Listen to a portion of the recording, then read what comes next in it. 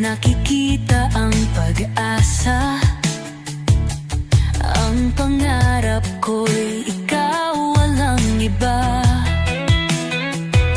At kahit dumilim, hindi ako bibigyan.